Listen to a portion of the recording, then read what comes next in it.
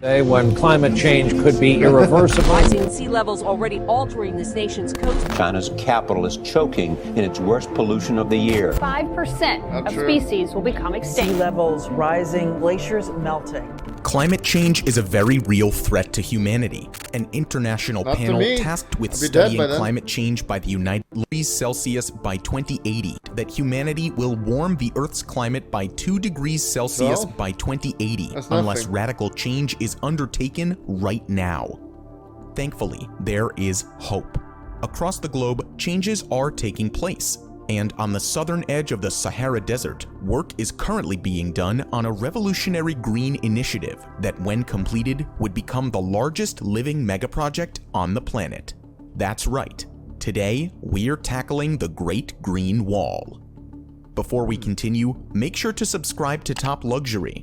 Let us know in the comments below what your country is doing against climate change. We change our plastic bags. The Great Green Wall is a massive environmental project being undertaken in the Sahel region of Africa, on the southern tip of the Sahara Desert. The Sahel is a transition zone of the Sahara and consists of parts of 10 African countries: Senegal, Mauritania, Mali, Burkina Faso, Algeria, Niger, Nigeria, Chad, Sudan, and Eritrea. This region is one of the poorest in the world, and in addition to that, they are also dealing with the strongest effects of climate change. The climate in the Sahel is dry, arid, and extremely hot. While there's not a significant amount of rainfall anywhere in the Sahel, the northern half, the half that's closer to the Sahara Desert, receives far less than the southern half. But the small amount of rain that the region receives mostly comes down as extremely heavy rain, a phenomenon that is made much worse by climate change. This can lead to massive flooding, as the dry soil cannot absorb the large amount of rainwater.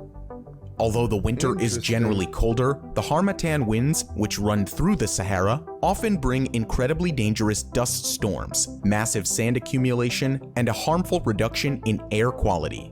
But this extreme weather isn't the only challenge facing the Sahel. Another major issue is overgrazing. Many people of the Sahel are semi-nomadic, meaning that they travel around raising livestock and farming based on the season. While this sounds like a solid system, growing populations have led to overgrazing, which means there is not enough food for the animals in the area. Finally, there's perhaps the biggest problem of all: desertification. Desertification is the process by which fertile land becomes desert. Generally, it results from things like deforestation, drought, or bad farming practices. This is happening in the Sahel region as we speak, and it makes all the issues we've spoken about much worse. But this has been going on for at least the past 100 years. Some statistics suggest that the Sahara has expanded by at least 250 kilometers to the south since 1900, an area of 500,000 square kilometers, which is roughly the size of California. That's a massive amount of land. Another bad example is the case of Lake Chad. This once proud body of water has shrunk by over 90% since the 1960s. This has been caused both by climate change and the rampant overuse of the lake by humans.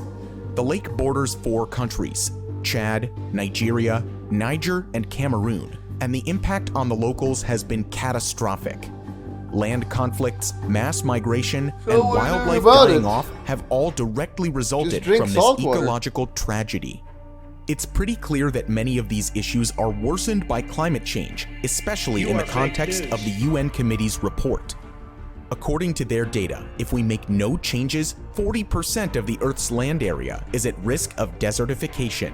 That's a shocking number. So far, we've painted a pretty grim picture. It may seem like there's no hope. Thankfully, there are people around the world working to reverse the tide of climate change and desertification. Some of these people are trying to create the largest living structure on the planet, 3 times the size of the Great Barrier Reef, Africa's Great Green Wall. The Great Green Wall is a revolutionary project aimed at reducing the impacts of climate change in Africa. It will cover the Sahel region, which we've told you about throughout this video. The wall is intended to consist of roughly 100 million trees and span over 8,000 kilometers across the entire width of Africa. Who's paying Currently, for it? the project is about 15% complete, and there have been approximately 17 million trees planted as part of the Great Green Wall. Of course, something like this doesn't come cheap. Initial estimates put the cost of completing the Great Green Wall megaproject in Africa at a whopping $8 billion. However, as we will explain in a moment, the project is facing major problems, and the real cost will likely be much higher. But first, let's take a look at why this wall is being built in the first place. First and foremost, it's to slow down the erosion of the soil and thereby stop the Sahara's advance. A forest of this scale can also serve as a massive windbreaker. Secondly, it will immensely reduce the amount of carbon in the air, fighting climate change every single day. And finally, lots of workers are needed to plant all of those trees. Some estimates predict that this project could create hundreds of thousands of jobs for people across Africa. That's amazing. The idea for the project was initially conceived by British explorer Richard St. Barbe Baker in the 1950s. In 2002, it was considered and soon approved by the community of Sahel-Saharan states as a way to curb the rapid expansion of the Sahara Desert. In 2007, it was also endorsed by the African Union. In all, more than 20 African countries are participating in the project. Additionally, there are a number of corporate and international partners who have since signed on to help. Sadly, the Great Green Wall is facing many roadblocks. The project was initially slated to be completed in 2030, but it's looking more and more like that's unrealistic. To start with, it's way behind schedule. According to its own website, the project is only 15% complete. That's 14 years into the initiative, with only 9 to go before its original 2030 deadline. Not enough trees have been planted during this time, and not enough land has been reclaimed from the Sahara. The largest issues are a lack of proper management and insufficient funds. An extra $14 billion of pledged funding gave the Great Green Wall a much-needed cash boost in March of 2021, but even that may not be enough. Some estimate that the project may need another $11 billion of funding to have any shot of being completed, and it may be hard to convince the African governments that it's worth such a large investment. But unfortunately, there's an even worse problem. Many of the planted trees have already died due to a lack of continued care. This has led many to ask if the project was too ambitious in the first place. Interestingly, Africa is not the only place building a green wall.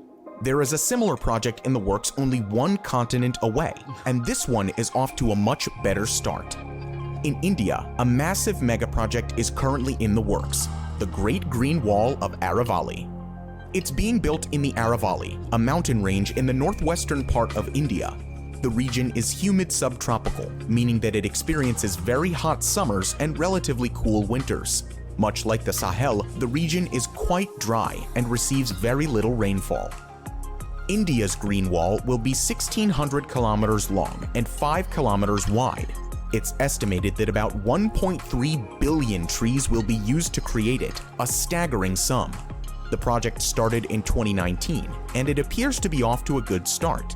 Its planned end date is 2029, but we'll see if they're able to hit that target.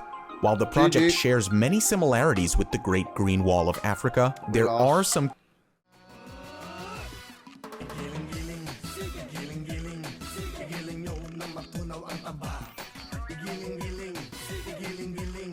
hayaan yung mata nila ay lumuha.